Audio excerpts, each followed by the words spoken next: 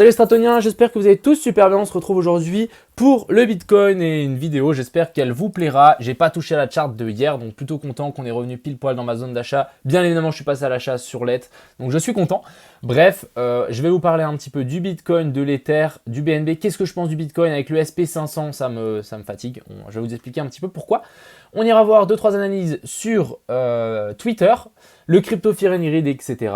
2-3 petites choses tranquillement et la petite liste d'alt ici. Donc, il y a des alts que vous m'avez demandé, des alts que j'ai récupérés moi, des alts de hier. Bref, on ira voir ça aujourd'hui.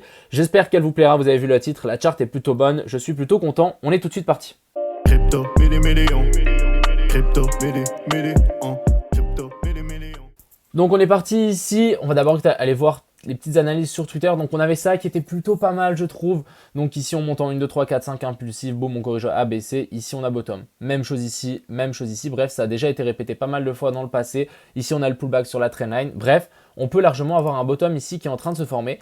Ici, il y a quelqu'un qui, c'est Plan B qui nous a mis donc cette charte. Elle est plutôt assez intéressante. Est-ce que ici on serait pas en fait dans un bull run comme de 2013 avec deux grosses vagues, pas comme le 2017 où c'est une grosse vague exponentielle. Ici, on aurait peut-être notre plateau avant. Ici, donc 2 mois explosifs, 2 à 3 mois explosifs pour le Bitcoin et bien évidemment les alts. Donc c'est quelque chose que on espère.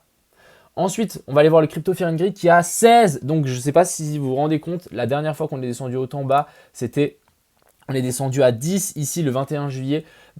Je veux quand même vous dire que là, on a cassé comme un support et ça voudrait dire que là, vraiment, on a un bottom de malade. Donc, ça vaut la peine, à mon avis, de mettre des billes et d'acheter la peur au lieu de vendre la peur. Hein. Sachez-le, il faut toujours acheter quand les gens ont peur. On va passer aussi un petit peu sur les fundings. Donc, les fundings, ils sont toujours un petit peu dans le neutre. Donc, ça, c'est plutôt sympa. Tant que Bybit reste dans le neutre, c'est plutôt pas mal. Et après, le reste, c'est plutôt dans le vert. Donc, assez intéressant à voir. Maintenant, on va parler sur cette charte. Donc, je ne sais pas si vous vous souvenez hier, j'avais dit qu'ici, on était dans un petit canal, ça avait breakout. Et j'avais tiré donc cette zone verte ici. On va pouvoir enlever ça. J'avais tiré cette zone verte très simplement avec ici mon Fibonacci. Je n'avais pas pris la mèche parce que c'est une mèche qui ne sert à rien et on ne peut pas la prendre en compte dans nos analyses. Ici, on avait tiré donc nos zones d'achat entre la zone des 0,108 et 0,786. On est venu parfaitement dedans pour ensuite rebondir. C'est parfait. Je voulais un petit peu quand même vous partager un petit peu ce que j'aime pas trop. C'est par exemple cette bougie ici, elle n'aurait pas forcément dû avoir lieu parce qu'on a eu en fait le SP500 au moment où il y a eu l'ouverture à 15h. Qu'est-ce qui s'est passé? Regardez-moi ça. Grosse mèche, on vient chercher plus bas. Par contre, on a cassé quelque chose de plutôt pas mal. Maintenant, on va analyser le SP500 vu que c'est lui qui drive le Bitcoin. On a cassé ici cette trendline. Je pense que cette trendline elle est même déjà mal dessinée, mais quelque chose du style, voire même par là. Donc là, on a cassé et ça peut être plutôt pas mal. Ça peut vraiment nous donner un mouvement haussier ici sur le SP500. Et vu que le Bitcoin est complètement relié à ce SP500, ça pourrait être assez intéressant. Et ça veut dire que le Bitcoin peut reprendre un petit peu de puissance. Et du coup, ça, c'est plutôt pas mal. Revenons sur la charte. Donc ensuite, on est venu chercher ici en bas la petite zone d'achat. Donc parfait. On va pouvoir l'enlever. Pour moi, c'est acheté et pour moi, je pense qu'on n'y reviendra plus. Après, on peut toujours y revenir, hein, mais ça sera dans plus longtemps, je pense. Et ensuite, ce qui est très bien, c'est qu'en fait, on est venu toucher en fait ici cette ancienne zone de support. Donc voilà, on a fait la déviation, on vient chercher la liquidité ici sous ces deux plus bas, et ensuite on réintègre, on fait pullback, et là on essaie de repartir. Donc ça, c'est quelque chose de très bien, et c'est quelque chose qu'on a envie de voir. Maintenant, ce qu'il nous faut, c'est casser ici la zone des 49 438. Si on arrive à vraiment casser ça, ça nous confirmerait ici qu'on a un potentiel bottom et que en fait on peut avoir un mouvement haussier et pourquoi pas venir chercher la zone des 53 500. On va parler aussi du gap, j'en ai parlé hier de ce gap, donc voilà, ici on le voit bien, gros gap, donc maintenant il faudra qu'on vienne le clôturer, donc jusque tout là-haut, hop, qu'on vienne le chercher, il y a environ un 10% à venir chercher, c'est plutôt pas mal. Après, ce qu'il faut comprendre ici, c'est que ça agit comme un aimant. Ici, on peut bien le comprendre. Pour moi, ici, ça agit comme un petit aimant qui nous attire le cours vers là et que le cours est censé remonter, le clôturer. Après, je pense qu'en arrivant ici, on aura une sacrée zone de résistance ici à venir chercher déjà cet ancien bottom. En plus, ça colle avec la clôture du gap. Donc, Pour moi, prochaine zone, ça sera ici la zone des 53 500. Et ensuite, on verra. Si on arrive à passer par-dessus, ça sera juste énorme. Mais pour le moment, c'est pas trop le cas. On verra tout ça, mais voilà. On a notre gap, on a le beau trou. Donc voilà, maintenant, il faut rallier cette zone ici qui correspond à cet ancien support. Donc il va nous faire résistance. Et c'est vraiment le prochain challenge pour ce BTC. Si on dézoome un petit peu, ce qui est plutôt pas mal, c'est qu'on taquine toujours cette trendline. On la traverse pas. Et en fait, en 12 heures, on avait traversé, on a réintégré, fait pullback dessus. Donc voilà, maintenant, on a un petit W qui se forme. Je suis plutôt optimiste pour cette semaine, en tout cas, pour les alts et les cryptos. Ensuite, ici, on a l'Ether. Donc plutôt aussi assez intéressant, on va juste tirer donc ce petit Fibo qu'on le tire là, donc ce plus bas là et ce plus bas là, on est venu chercher pile poil la zone des 0,618, ça a bien maintenu, donc ça c'est top. Et en plus on a réintégré donc le support, hein. Ici vous voyez bien, on l'a traversé, ici support qu'on traverse, donc ici je ne sais pas si vous comprenez mais ici on a un gros support. On le traverse par le bas, on réintègre, on vient faire pullback, magnifique zone d'achat et là ensuite on repart. Donc ça c'est plutôt encourageant. Maintenant encore une fois, comme le Bitcoin, il faut absolument qu'on arrive à passer donc cette zone ici des 4200 et ensuite il faudra venir s'attaquer ici à ces anciens supports. Ce que je voulais aussi vous dire, donc il y a des gens qui ont un peu mal interprété ce que je dis, mais c'est pas bien grave, je vais vous expliquer. Donc ici j'ai l'impression que la charte du Bitcoin dominance est sur le point de repartir. Donc une Bitcoin season arrive et là avant j'ai mis je pense que le BTC va devenir de plus en plus faible et que notre nouveau leader suprême sera Ether. Donc il y a beaucoup de gens qui m'ont dit ouais ça se contredit, mais en fait pas du tout. Je pense que ça, ce tweet ici est sur du long terme. Je pense que le Bitcoin, plus on va avancer, plus il va devenir fébrile, plus il sera relié au monde institutionnel. Mais c'est pas pour autant que le Bitcoin peut vraiment pas repartir. C'est ça qu'il faut vraiment se mettre dans la tête et il faut pas dire que ça se contredit parce que c'est complètement faux. Moi je parle de la dominance du Bitcoin et rien à voir avec l'Ether. Et on peut aller voir cette dominance du Bitcoin ici qui a repris un petit peu de jus. Donc ça c'est intéressant. Ce que je voulais vous montrer c'est avec mon petit indicateur ici. On est dans la zone rouge. Donc zone rouge c'est une zone d'achat ici. On voit qu'on commence à avoir des sacrées divergences. On en a même ici sur le RSI en 2 heures et en 4 heures. Donc ici on a des grosses divergences. On arrive presque dans la zone verte ici. Donc je pense qu'en fait on peut avoir un mouvement de retournement petit à petit. Je vous avais montré aussi la pattern d'accumulation de Wyckoff ici qui pourrait fonctionner. Donc maintenant on attend de voir, je veux des confirmations, je veux repasser au-dessus de cette zone pour ensuite repasser au-dessus de cette zone pour vraiment me dire ok.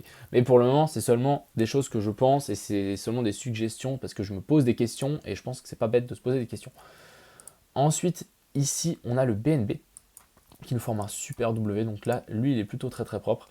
Ensuite encore une fois il faudra réussir à casser donc cette même zone anciennement support, donc là on a fait résistance dessus. Si on arrive à passer par dessus et à confirmer, ça sera juste magique, donc la zone des 580. Ensuite passons sur nos petites altes. Donc ici on a le Atom, on est descendu assez bas mais on est sur la zone des 0,68, donc c'est quelque chose de pas mal dans une telle hausse. On est venu chercher pile poil la zone 0,68. Donc si cette zone tient, on aurait un potentiel bottom ici qui va se former. Donc ça c'est plutôt cool. On va juste regarder un petit peu donc notre RSI ici qui nous dit qu'on a une grosse divergence qui est en train de se mettre en place. Même chose ici, on fait toujours des vagues de plus en plus petites. On est dans la zone rouge, donc c'est une potentielle belle zone d'achat ici, mais plutôt assez intéressant ce petit atome. J'aime beaucoup ce qu'il nous fait. Ensuite, ici, on a le AVAX qui a cassé en dessous, mais réintégration instant. Ici, en daily, ça a bien été maintenu. Donc, c'est parfait. Je pense que voilà, le prochain move ici pour AVAX, ça sera de revenir tester cette zone ici. Donc, on a un 15-16% assez intéressant à prendre. Ensuite, on a le Casper. On se fait bien repousser. Je pensais qu'ici, on pouvait maintenir. Finalement, ça n'a pas tenu. Ça n'a pas tenu. On peut venir chercher ici la zone des 0,15. Par contre, ici, on est dans un petit canal baissier, donc ça c'est plutôt assez intéressant. J'attends de voir ici une cassure, reprendre ici cette zone, pourquoi pas nous faire ici une épaule tête épaule inversée. On arrive à réintégrer cette zone ici, donc la zone des 0,18 0,19 et là on repassera bullish ici sur le Casper. Ensuite ici on a le Elrond, magnifique réaction ici sur cet ancien support, donc ça c'est super. Je pense qu'on va nous faire un bottom en Adam et F, donc c'est un V plus un grand creux ici. Donc si on arrive à faire ça, ça sera vraiment magique. Maintenant ce que j'ai envie de voir c'est repasser au-dessus de cette zone un petit peu médiane et ensuite casser ici donc la neckline, donc vers la zone des 330 et ensuite bien évidemment traverser ici cette trendline long terme. Ensuite on a EOS.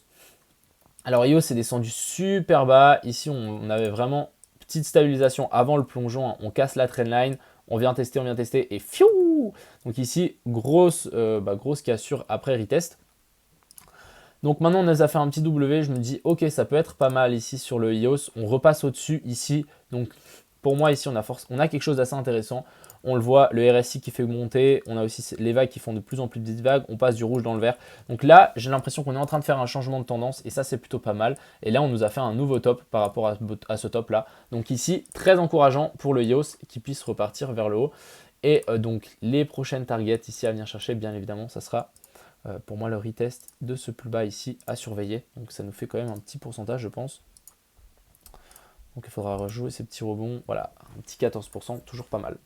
Ensuite on a les galas qui est aussi plutôt assez intéressant. On vient chercher magnifiquement la zone des 0,68. On fait un rebond. Donc voilà, pour moi ici on est bien reparti donc dans une impulsive. 1, 2, 3, 4, 5. Donc ça peut être assez intéressant. On va voir jusqu'à où la 3 peut aller. 161,8, donc par là autour, qui reviendrait vers les anciens tops pour ensuite faire une petite 4, faire un petit retest et une 5 pour venir casser. Plutôt très intéressant le gars là. Je pense qu'il y a un petit move à jouer peut-être. On va tirer, il y a quoi 60, what? Attends, ouais, il y a un gros move à jouer, je pensais pas que c'était autant haut. On a aussi cette trendline à mon avis qu'il faudra surveiller. Si on arrive à la casser, ça sera vraiment bénéfique pour ce gars là. Bref, le gars là, je vais le surveiller hein, parce qu'il y a 60% à prendre ici, c'est pas rien. Ensuite, ici, on a le Litecoin qui maintient aussi cette ancienne zone de support. On a une divergence ici qui s'est mise en place. Donc ça, c'est magnifique. C'est quelque chose qu'on a envie de voir. Maintenant, encore une fois, il faudra réussir à confirmer ici cette pattern ici de bottom en cassant ici donc ce plus haut vers la zone des 166. Ensuite, on a Matic qui nous fait une super réaction ici sur cette trendline. Donc ça, c'est plutôt magnifique. Maintenant, ce qu'il nous faut, c'est réussir à casser au-dessus de cette trendline et repasser par-dessus. En tout cas, ici, on a un joli W. J'espère que ça tiendra, mais plutôt optimiste ici pour notre cher Matic qui nous fait deux supports, donc des belles réactions sur le MA200 ici en 4 heures. Ensuite, on a la XRP, on bloquait aussi un petit peu en sandwich entre la borne haute ici et la borne basse ici. On espère qu'on arrivera à réintégrer et pas qu'on fasse un vieux pullback ici sur cet ancien bottom pour ensuite rechuter vers le bas. Prochaine zone ici à venir chercher, ça sera repasser par-dessus, faire support vers la zone des 0,86 ici. Si on arrive vraiment à faire ça, regardez, hop, tac, tac, là, on repassera bullish à ce niveau-là. Et c'est à ce moment-là où j'achèterai pour être vraiment tranquille. Et ensuite, on a le Zcash. Pour moi, c'est un retest en fait de toute la même pattern qu'on avait fait. D'ailleurs, ici, on l'avait fait petit support. En fait, c'était pas clair ici, j'avais l'impression. On avait fait une jolie résistance. Et là, on est en train de faire des jolis immenses supports sur cette même zone. Donc, j'espère que ça tiendra pour le Zcash. Et encore une fois, il faudra qu'il arrive à nous confirmer cette pattern ici de W, ce qu'on espère. On pourra même voir ici en fait un bottom, plus ici un canal baissier. Il faudra réussir à casser par le haut et en fait nous former un double bottom. Voilà un petit peu où est-ce qu'on en est. Plutôt encourageant tout ça. Je pense qu'il faut plutôt voir le verre à moitié plein qu'à moitié vide. En tout cas, le Bitcoin qui essaie de pousser un petit peu. On a le SP500 qui nous a fait la cassure, donc ça c'est plutôt pas mal. Je pense que le SP500 peut aider au Bitcoin à pousser un petit peu. Et encore la prochaine zone à revenir, ça sera la zone des 53 500. Et encore une fois, je ne suis pas bearish. Pour les gens qui pensent que je suis bearish, je ne suis pas bearish. Je pense que le Bitcoin est toujours dans son bull run tant qu'on ne vient pas chercher ici ce plus bas. Bref, tout reste à voir. Beaucoup de choses à faire en tout cas pour ce Bitcoin. Je me réjouis. Et je serai toujours là pour faire des petites analyses. Donc j'espère que ça vous plaît. N'hésitez pas à vous abonner, à mettre un like si ça vous plaît. Et je vous souhaite une bonne soirée. On se retrouve à 20 h pour le live comme d'habitude. Et tchuss!